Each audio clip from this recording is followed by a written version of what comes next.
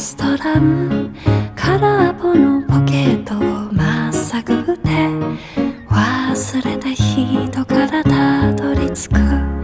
予約は一つもありません。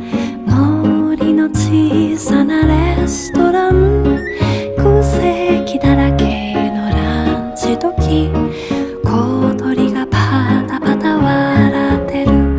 チュルチュンチュンチュンチュンチュンチュルチュン。